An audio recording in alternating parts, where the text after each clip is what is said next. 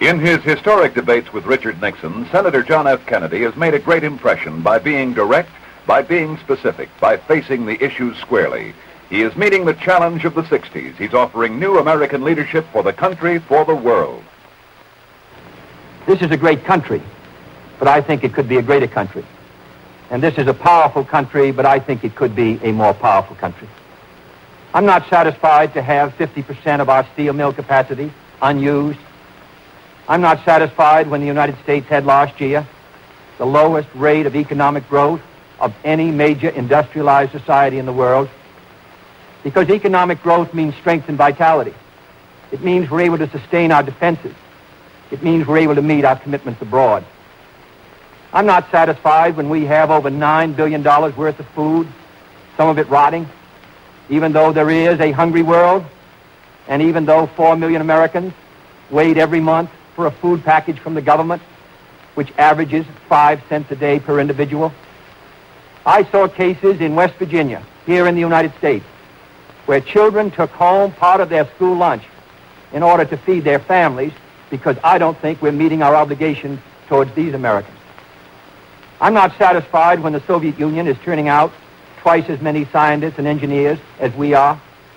I'm not satisfied when many of our teachers are inadequately paid, or when our children go to school part-time shifts. I think we should have an educational system second to none. I'm not satisfied until every American enjoys his full constitutional rights. If a Negro baby is born, he has about 1/2 as much chance to get through high school as a white baby. He has 1/3 as much chance to get through college as a white student. He has about 1/3 as much chance to be a professional man, about 1/2 as much chance to own a house. He has about 4 times as much chance that he'll be out of work in his life as the white baby. I think we can do better. I don't want the talents of any American to go to waste. I know that there are those who say that we want to turn everything over to the government. I don't at all. I want the individuals to meet their responsibility. And I want the states to meet their responsibility. But I think there is also a national responsibility. If you feel that everything that is being done now is satisfactory, that the relative power and prestige and strength of the United States is increasing in relation to that of the communists, that we are gaining more security, that we are achieving everything as a nation that we should achieve, that we're achieving a better life for our citizens and greater strength, then I agree. I think you should vote for Mr. Nixon.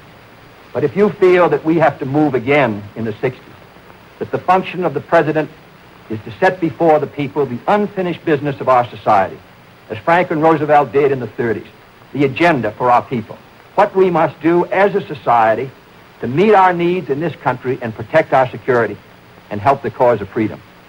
As I said at the beginning, the question before us all, that faces all Republicans and all Democrats, is, can freedom in the next generation conquer, or are the communists going to be successful?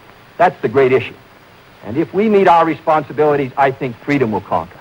If we fail to move ahead, if we fail to develop sufficient military and economic and social strength here in this country, then I think that the tide could begin to run against us. And I don't want historians 10 years from now to say, these were the years when the tide ran out for the United States. I want them to say, these were the years when the tide came in. These were the years when the United States started to move again. That's the question before the American people, and only you can decide what you want this country to be, what you want to do with the future. I think we're ready to move, and it is to that great task, if we're successful, that we will address ourselves. You have been watching an important excerpt from the Kennedy-Nixon debates presented by Citizens for Kennedy. Vote for new American leadership. The country needs it. The world needs it. John Kennedy for president.